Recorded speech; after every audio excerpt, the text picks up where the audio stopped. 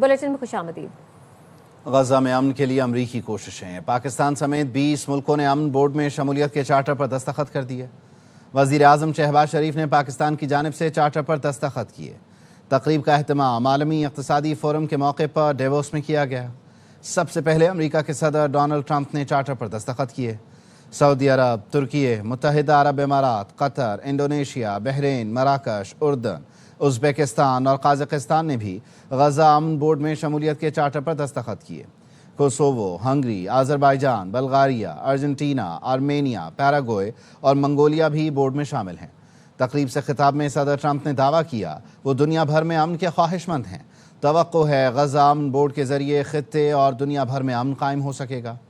अमरीकी सदर ने इस अज़्म का इजहार किया कि गजा को गैर मुसल्लह और उसकी तामीर नौ की जाएगी। गजा के लिए और भी बहुत कुछ कर सकते हैं। गजा की बहाली के बाद हम बोर्ड के जरिए दूसरे मामलात भी देखेंगे। डेवोस में गजा अमन बोर्ड के चार्टर पर दस्तखत की तकरीब। वज़ीर आज़म शहबाज शरीफ चार्टर पर दस्तखत के लिए आए और अमरीकी सदर डोनाल्ड ट्रंप से मुसाफिया किया। दोनों रहनुमाओं ने मुख्तसर गुफ्तगू भी की। वज़ीर आज़म ने अपने वक्त में शामिल फील्ड मार्शल का जिक्र किया, जिस पर सदर ट्रंप ने खुसूसी तौर पर फील्ड मार्शल की तरफ इशारा करके मुस्कुराहट के साथ उनका खैर मकदम किया।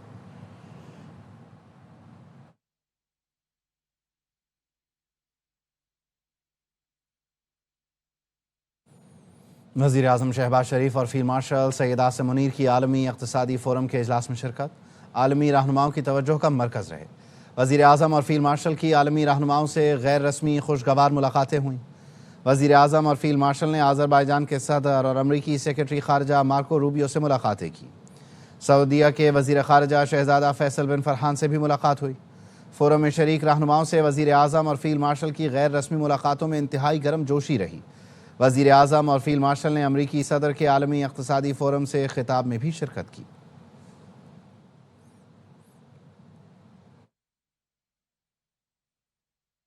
आगे बढ़ते हैं। बांग्लादेशी हुकूमत ने भी अपनी टीम भारत ना भेजने का ऐलान कर दिया। मुशीर खेल आसिफ नजरुल कहते हैं फैसला तब्दील होने का कोई चांस नहीं। आईसीसी ने हमारे साथ इंसाफ नहीं किया। सदर क्रिकेट बोर्ड अमीनुल इस्लाम ने कहा आईसीसी 20 करोड़ अवाम को वर्ल्ड कप से महरूम कर रहा है। कराची में मगरबी हवाओं का सिलसिला दाखिल हो गया। मुख्तलिफ इलाकों में तेज़ हवाओं के साथ बादल बरसे। सदर, गार्डन, सुरजानी टाउन, गुलशन मैमार, नागन चौरंगी, गुलिस्तान जौहर कहीं हल्की तो कहीं तेज़ बारिश जारी है। नॉर्थ नाज़िमाबाद, नॉर्थ कराची, बनारस, आइटेरिया, मेट्रोविल, बल्दिया टाउन और अतराफ में भी बारिश हुई। नया नाज़िमाबाद, एहसनाबाद, गडानी और हब चौकी पर भी बारिश और ठंडी हवाओं से मौसम मज़ीद सर्द हो गया।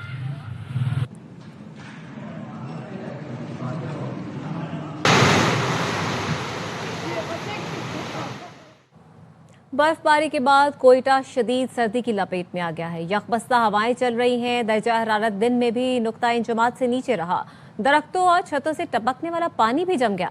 मौसम की मजीद सूरत हाल बता रहे हैं मंजूर अहमद। कोयटा में खून जमा देने वाली सर्दी है, साथ साथ छतों और दरख्तों से जो टपकने वाला पानी है वो तक जम रहा है। शदीद सर्दी की लपेट में इस वक्त कोयटा। सुबह से ही वक्फे वक्फे से बर्फबारी का सिलसिला भी जारी है। शाम से जो है तेज़ हवाएं भी चलना शुरू हो गई, जिससे मजीद मौसम की शिद्दत में इजाफा हो गया है। आज दिन में भी दर्जा हरारत जो है वो नुक्ता इंजुमात से ऊपर नहीं गया। इसके साथ साथ रात में जो है दर्जा हरारत -9 डिग्री सेंटीग्रेड तक रिकॉर्ड किया जा सकता है। इस तरह शहरियों को परेशानी लाक है कि रात के औकात में कोयटा में गैस की लोड शेडिंग की जाती है, जिसकी वजह से बुजुर्ग और बच्चे खास तौर पे बीमार हो सकते हैं। वो मुतालबा कर रहे हैं कि हुकूमत इस शदीद सर्दी में गैस लोड शेडिंग को ख़त्म कराए, ताकि जो शहरी हैं वो मुश्किलात से बच सकें और बीमारियों से बच सकें। जी, बलूचिस्तान के शहर चमन में तवील खुश्क साली के बाद बर्फबारी। शहर की सड़कें बर्फ से ढक गईं। बड़े छोटे सब बाहर आ गए। एक नौजवान ने कहा उसने अपने शहर में पहली बार बर्फबारी देखी। अख्तर गुलफाम की रिपोर्ट।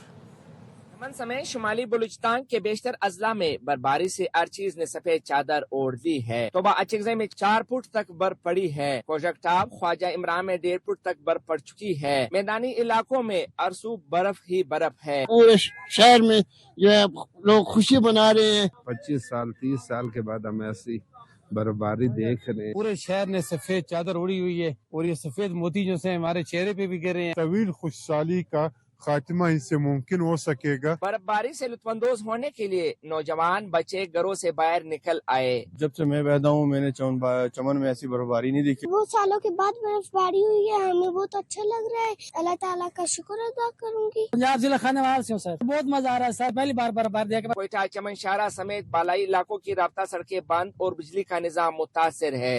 होने वाली बर्फबारी से जारी तवील खुशहाली का खात्मा होगा। कैमरामैन आयतुल्लाह के साथ अख्तर गुफाम, ARY न्यूज, चमन। गुल प्लाजा में सर्च ऑपरेशन मजीद 2 रोज तक जारी रहेगा, उसके बाद इमारत गिरा दी जाएगी। तकनीकी कमेटी ने आग से मुतासिर गुल प्लाजा को मखदूश करार देकर गिराने की सिफारिश कर दी। सिंध बिल्डिंग कंट्रोल अथॉरिटी और पाकिस्तान इंजीनियरिंग काउंसिल ने गुल प्लाजा का दौरा किया। गुल प्लाजा के आसपास की इमारतों का भी मुआयना किया गया। महकमा बहाली सिंध के इजलास में DG रेस्क्यू ने बताया सर्च एंड रेस्क्यू ऑपरेशन मजीद 2 रोज तक जारी रहेगा। DG रेस्क्यू वाजिद महर ने कहा दाखिली और खारजी रास्ते, इमरजेंसी एग्जिट, खिड़कियां बंद होने से अमवात में इजाफा हुआ। आग की शिद्दत की वजह से ऑपरेशन में मुश्किलात का सामना करना पड़ा। मलबा हटाने में मजीद 2 से 4 रोज लग सकते हैं।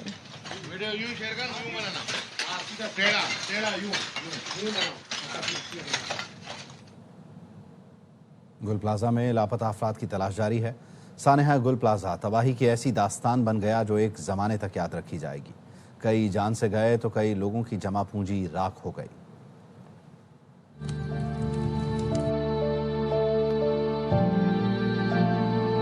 एकदम से शोर होना शुरू हो गया पिछली गली से कि आग लग गई है, आग लग गई है। सांस लेने में दुश्वारी हो रही थी।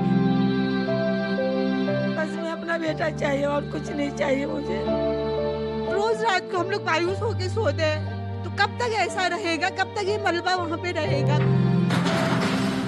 मेमन बाजी के नाम से मशहूर 45 साल की खातून 5 साल से गुल प्लाजा में गारमेंट्स की दुकान चला रही थी। कहती हैं पता ही नहीं चला आग कब फैली, उम्र भर की कमाई खत्म हो गई। एकदम से शोर होना शुरू हो गया पिछली गली से कि आग लग गई है, आग लग गई है। सांस लेने में दुश्वारी हो रही थी, तो मैंने अपनी दुकान को खुला रखकर ही मैं भागी। जो हमारी जमा पूंजी थी वो सब हमारी खत्म हो गई। मेरे 5 बच्चे, मैं बेवा खातून हूँ, मैं किस तरीके से पालूं अपने बच्चों को। गोधरा कॉलोनी का 27 साल का साद अभी तक लापता है। गुल प्लाजा में क्रॉकरी की दुकान पर काम करता था। वालदा बेटे की राह तक रही हैं।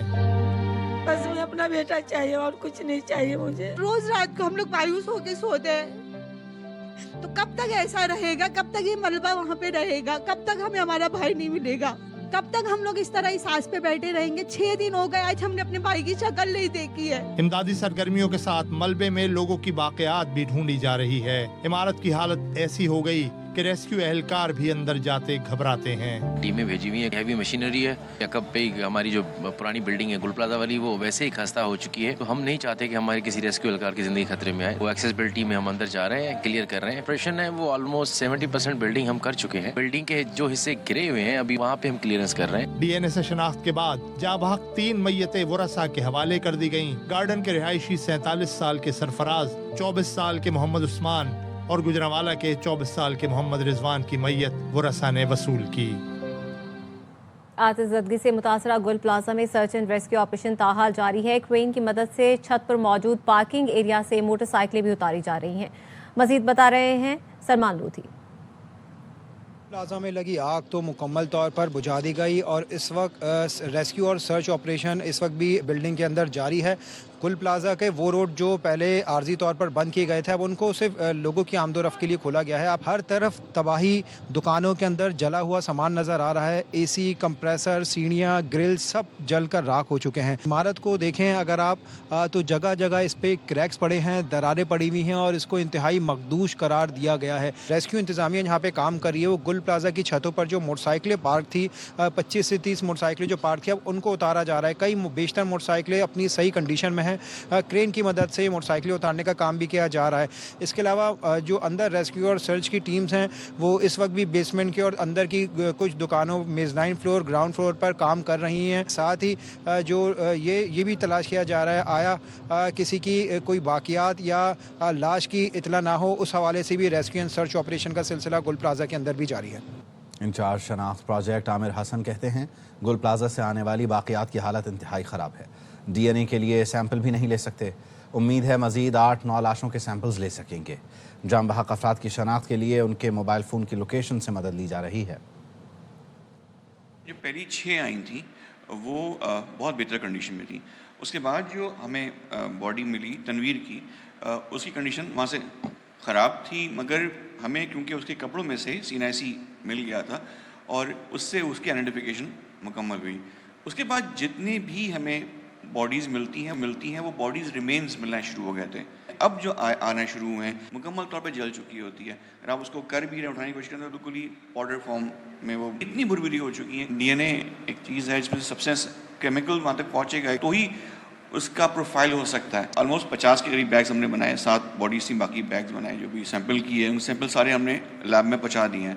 8 से 9 के करीब बॉडीज़ हम एक्सपेक्ट कर रहे हैं कि इसमें से हम सैंपल्स कर पाएंगे। बहुत सारी कॉल्स मुझे आ रही हैं कि हमारे लास्ट जब हमारी बात हुई लोकेशन ये थी, इस दुकान पे था, तो हम उसको भी डाटा मेंटेन कर रहे हैं कि कौन सा पीस, कौन सा थैला, कौन सी बोन्स किस जगह से उठाई गई है, उसको भी एंटीमॉर्टम डाटा का हिस्सा बनाया जा रहा है, ताकि अगर तो लास्ट कॉल वहाँ थी, लोकेशन वहाँ की थी, तो एक चीज़ सर्टेन की जाए कि ये आदमी इस जगह। और पुलिस सर्जन डॉक्टर सुमैया कहती हैं सानिया गुल प्लाजा में अब तक सिर्फ 15 लाशों की शनाख्त हुई है, बाकियात इंतहाई खस्ता हालत में हैं। बाकियात से DNA सैंपल लेने में भी बहुत ज़्यादा मुश्किलात का सामना है। पोस्टमार्टम नंबर 50 पे हैं, जो इनिशियल 6 थी और उसके बाद एक और, वो कंप्लीट बॉडीज थी। जो बाकी रिमेन्स हैं उन रिमेन्स के हमने सैंपल लेकर और के फैमिली मेम्बर्स के वो लेकर हमने भेजे थे और उसमें से हमारी 8 की शनाख्त हो चुकी है। 15 जो अब हमारे पास रिमेन्स हैं उनसे हम सैंपल्स ले रहे हैं।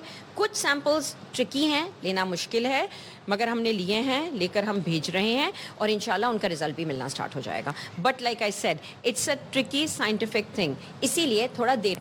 IG सिंध जावेद आलम ओढो कहते हैं सानिया गुल प्लाजा की तहकीकात के लिए कमिश्नर कराची की सरबराही में कमेटी काम कर रही है। तकरीबकारी से मुतालिक सवाल पर IG सिंध ने कहा कमेटी अपनी सिफारिशात देगी तो जायजा लेंगे। कमेटी है कमिश्नर साहब की सरकर्दगी में काम कर रही है, जिसमें फायर डिपार्टमेंट और टेक्निकल लोग हैं उनकी मदद से, और अभी रिसेंटली एक बहुत ही मोतबर जो शहर में इदारा है फायर सेफ्टी का और फायर फाइटिंग का, उसकी खदमात भी गवर्नमेंट ने हासिल की हैं। कमेटी की जो फाइलिंग है और रिपोर्ट्स हैं वो जब आएंगी तो इंशाल्लाह आपका ये सवाल बेहतर तरीके से हम जवाब देने की पोजीशन में होंगे। सानिया गुल प्लाजा ने कई घरानों के चिराग गुल कर दिए। MA जिन्ना रोड पर मुतासरीन ने आज फिर एहतजाज किया, इंतजामिया के खिलाफ नारे लगाए। लोगों का कहना है 6 दिन से यहाँ है लेकिन प्यारों का कुछ पता नहीं चल रहा। प्लाजा में दुकान पर काम करने वाला नौजवान साथ भी लापता है। अहले खाना कहते हैं बेटे की तलाश में हलकान हो रहे हैं, कोई मदद नहीं कर रहा।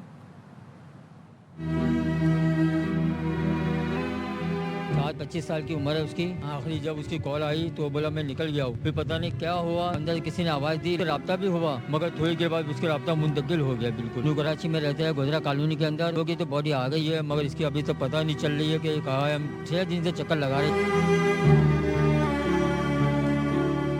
हमारा बच्चा 6 दिन से नहीं है, हमको इधर भगा रहे उधर भगा रहे, इधर कौन हमारे घर पूछने आया। घर का खर्चा एक बच्चा चलाता था, साज नाम है, साज काम करता था। अभी उसके माँ बाप के क्या बीते रही है। भांजाए साज सईद नाम है, 6 दिन से लापता है, कोई कुछ कर नहीं रहा, कोई बता ही नहीं रहा कि वो क्या हो रहा है, क्या नहीं, को परवाह ही नहीं है किसी चीज की। अस्पताल में पता चल रहा है ना इधर से पता चल रहा है। मुत्तहिदा कौमी मूवमेंट ने कराची को वफाक के कंट्रोल में लेने का मुतालबा कर दिया।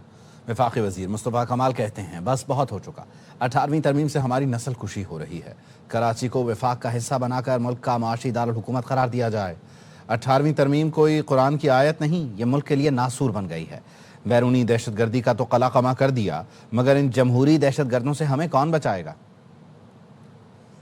ये नहीं सुधरेंगे। कराची ब्लीड कर रहा है, पूरा पाकिस्तान ब्लीड कर रहा है। तो पाकिस्तान बचाने के लिए फिल फॉर मुल्क का फाइनेंशियल कैपिटल डिक्लेयर करें और इसको वफाक के अंडर में लें। किसी ऐसी एडमिनिस्ट्रेशन के हाथ में रहने का मुतामिल नहीं हो सकता। ये आपने हमें किसके हवाले कर दिया, जो हर कत्ल पे इल्जाम लगाकर उसको डिफेंड करते हैं। ये खुली जमहूरी दहशतगर्दी है। कहीं तो आकर इस शहर वालों की जान बचाए, कहीं तो आकर अपना रोल प्ले करे। ये 18वीं तरमीम का ड्रामा अब खत्म हो जाना चाहिए। इसी 18वीं तरमीम के जरिए हमारी नस्ल कुशी हो रही है। 18वीं तरमीम मुल्क के लिए नासूर बन गए। हर तरह की हिमायत करेंगे। कोई कुरान पे लिखी हुई आयत का नाम नहीं 18वीं तरमीम। 18वीं तरमीम का कोई फायदा आवाम को नहीं हुआ, बल्कि आवाम मर रही है। इस जमहूरी दहशतगर्दी से हमें बचाएं खुदा के वास्ते। सब बातों का मुंह तोड़ जवाब है, लेकिन मुस्तफ़ा कमाल के ट्रैप में नहीं आएंगे। वज़ीर इत्तला सिंध शर्जील मेमन कहते हैं वाक़े के अगले रोज़ ख्वाजा आसिफ और उनकी मुस्तफ़ा कमाल का बयान समझ से बाहर है। क्या 18वीं तरमीम खत्म करने और कराची को विफाक के हवाले करने से गोल प्लाजा जैसे वाक़यात नहीं होंगे? पीपल्स पार्टी 18वीं तरमीम का दिफा करती रहेगी। 18वीं तरमीम को ख़त्म करने से और कराची को वफाक के हवाले करने से ये इंसिडेंट नहीं होंगे। इन लोगों ने बल्दिया फैक्ट्री को आग लगाई, इंसानों का शिकार खेला गया 12 मई को। उन्होंने जितनी बातें आज प्रेस कॉन्फ्रेंस में की हैं मुस्तफ़ा कमाल ने, उसकी एक एक बात का मुंह तोड़ जवाब मेरे पास मौजूद है, लेकिन इस वक्त हम उनके ट्रैप में नहीं आएंगे। इन्होंने कितनी दफ़ा चीफ मिनिस्टर को फ़ोन किया, फेडरल गवर्नमेंट का हेल्थ मिनिस्टर, मैं क्या मदद कर सकता हूँ। वाक़े के एक दिन बाद ख्वाजा आसिफ साहब बयान दे रहे, मुस्तफ़ा कमाल साहब वही बयान दे रहे।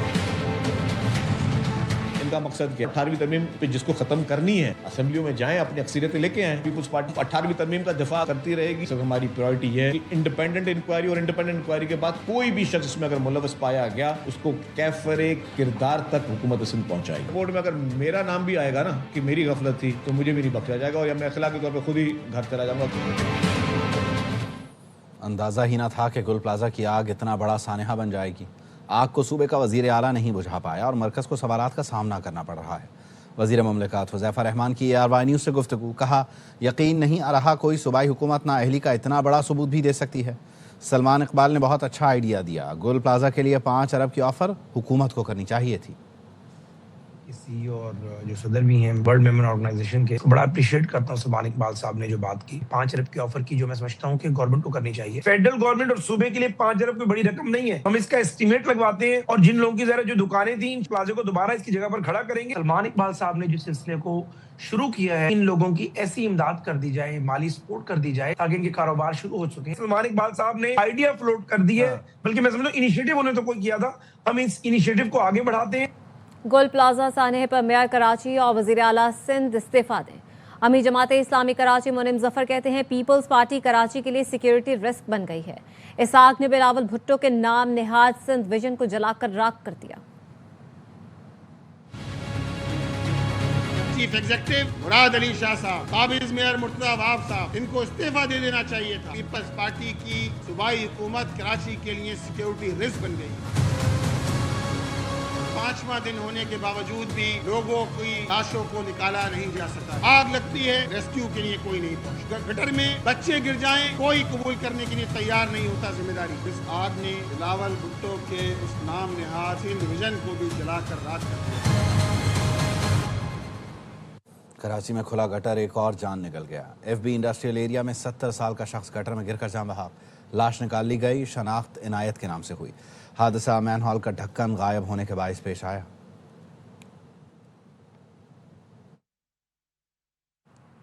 फवाद राना को PSL फ्रेंचाइज लाहौर कलंदर्स की बागडोर दोबारा मिल गई। लाहौर के ट्राइब्यूनल ने फवाद राना के भाइयों समीन और आतिफ राना का लाहौर कलंदर्स पर कब्जा खत्म कर दिया।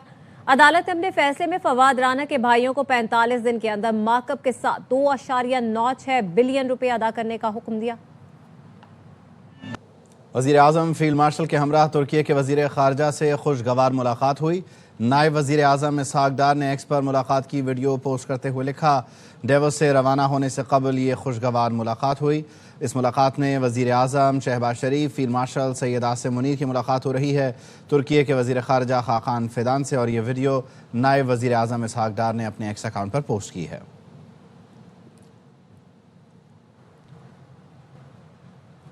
लाहौर में रवां साल और सर्दियों की पहली बारिश, गरज चमक के साथ बादल बरसने से फ़ज़ाई आलूदगी में कमी हो गई।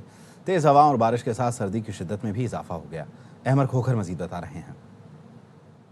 और इन सर्दियों की जो है वो पहली बारिश हुई है। इस वक्त लाहौर के कुछ इलाके ऐसे हैं जहाँ पर बारिश का सिलसिला जारी है, जबकि कुछ इलाकों में जो है वो बूंदाबांदी हो रही है। बारिश और बूंदाबांदी का ये जो है एक मुश्तरका सा एक सिलसिला जो है वो लाहौर शहर में इस वक्त चल रहा है। आज सुबह से ही देखा गया कि लाहौर शहर को बादलों ने जो है वो अपनी लपेट में ले रखा था। लाहौर के मुख्तलिफ इलाके, गुलबर्ग हो गया, टाउनशिप हो गया, ग्रीन टाउन हो गया, इस्लामपुरा, कृष्ण नगर समेत दीगर ऐसे इलाके जहाँ पर मूसलाधार बारिश हुई और इस वक्त जो है वो बारिश थम गई है। लेकिन तेज़ हवाओं के साथ बूंदाबांदी का जो है वो सिलसिला जारी है। सर्दी की शिद्दत में भी इजाफा हुआ है। इस पर लाहौर का जो दर्जा हरारत है वो 60 डिग्री सेंटीग्रेड जो है वो बताया जा रहा है, जबकि महकमा मौसमियात का ये कहना है कि अगले 24 घंटे गरज चमक के साथ साथ मूसलाधार बारिश के भी जो है वो इम्कानात बताए जा रहे हैं। जी, बलोचिस्तान में कला अब्दुल्ला, कान मेहतज़ई, ज़ियारत तोबा, अचकज़ई में भी बर्फ़ पड़ रही है। मंचलों ने कोज़क के पहाड़ों का रुख कर लिया। खून जमाने वाली सर्दी में अंतर डालकर माहौल गर्म कर रहे हैं। बारी भी हुआ है और मैं अपने दोस्तों के साथ आया और मैंने दोस्तों के साथ बहुत एंजॉय किया। माशाल्लाह बहुत अच्छा मौसम है और माशाल्लाह अल्हम्दुलिल्लाह बहुत अच्छा हुआ कि बर्फबारी हो रहा है। हम दोस्तों के साथ बर्फबारी को एंजॉय करने के लिए यहाँ पे आए हुए हैं। इस बर्फबारी को एंजॉय करने के लिए दोस्तों के साथ बाहर निकले हुए हैं। बालाई स्वात में बर्फबारी का आगाज़ हो गया, जिसके बाद मुल्क भर के सयाहों ने स्वात के मुख्तलिफ बालाई इलाकों में डेरे डाल लिए हैं। मजीद बता रहे हैं शहजाद आलम। स्वात के मैदानी इलाकों में बारिश और बालाई इलाकों में बर्फबारी का आगाज होने के बाद मुल्क के मुख्तलिफ इलाकों से बड़ी तादाद में सयाहों ने बालाई स्वात का रुख कर लिया। मलम जब्बा, कालाम, बहरैन, महोडन, गबीन जब्बा और दीगर इलाकों में डेरे डाल दिए। हमारे साथ एक मुकामी सयाह मौजूद है। जब बारिश शुरू हो जाती है तो जी मन करता है कि हम भी बालाई इलाकों यानी स्वात अपर स्वात जो है वहाँ जाएं, कालाम या दीगर इलाकों या मलम जब्बा जाए। इंतजामिया की जानिब से सयाहों के लिए एडवाइजरी जारी की गई कि वो जब भी आए तो अपने साथ स्नो चेन, गर्म मलबूसात वो ज़रूर लेके आए। बालाई इलाकों में हालिया जो बर्फबारी और मैदानी इलाकों में बारिशों का सिलसिला शुरू हो चुका है, तो ये आइंदा 24 घंटे तक जारी रहेगा और मौसम भी निहायत ही सर्द रहेगा। जी, आपको बताएंगे सदर आसिफ अली ज़रदारी ने पार्लियामेंट का मुश्तरका इजलास कल तलब कर लिया है। हुकूमती वफ्द की पीपल्स पार्टी के वफ्द से मुलाकात। स्पीकर अयाज सादिक और आजम रज़ी तारड़ ने पीपल्स पार्टी वफ्द से मुलाकात की। हुकूमती वफ्द ने पीपल्स पार्टी को मुश्तरका इजलास की मुजव्वज़ा कानून साजी पर एतमाद में लिया। पीपल्स पार्टी को दानिश स्कूल, घरेलू तशद्दुद और नेशनल कमीशन इंसानी हुकूक बिल पर तहफ़्फ़ुज़ात थे। हुकूमत ने मुश्तरका इजलास के तीनों बिल पर पीपल्स पार्टी के तहफ़्फ़ुज़ात दूर कर दिए। हुकूमत मुश्तरका इजलास के तीनों बिल में पीपी की तरामीम शामिल करेगी। पीपी ने हुकूमत को कानून साजी पर हिमायत की यकीन दहानी करवा दी। हुकूमत का इत्तेहादी जमातों को मुश्तरका इजलास पर एतमाद में लेने का फैसला। हुकूमत और MQM के रहनुमाओं के दरमियान मुलाकात जारी। नून लीग के ज़राए का कहना है कानून साजी पर पीपल्स पार्टी के बाद MQM को भी एतमाद में लेने का फैसला किया है। तमाम इत्तेहादी जमातों के तहफ़्फ़ुज़ात दूर करेंगे।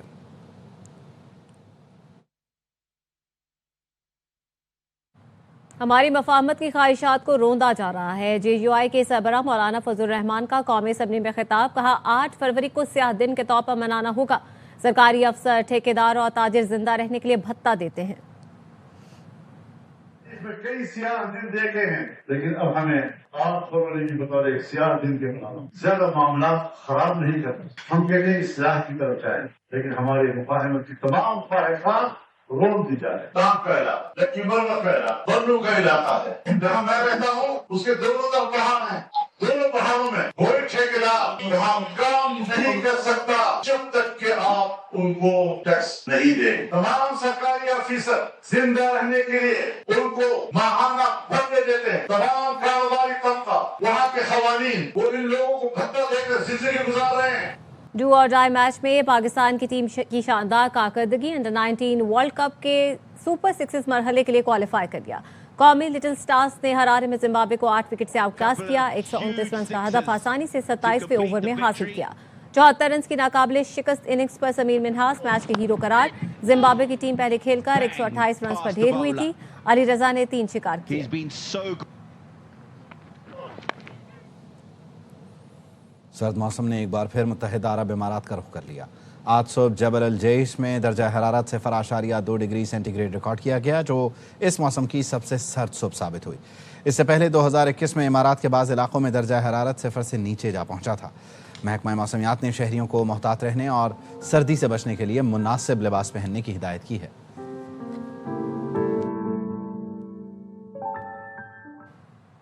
फिल वक्त इतना ही।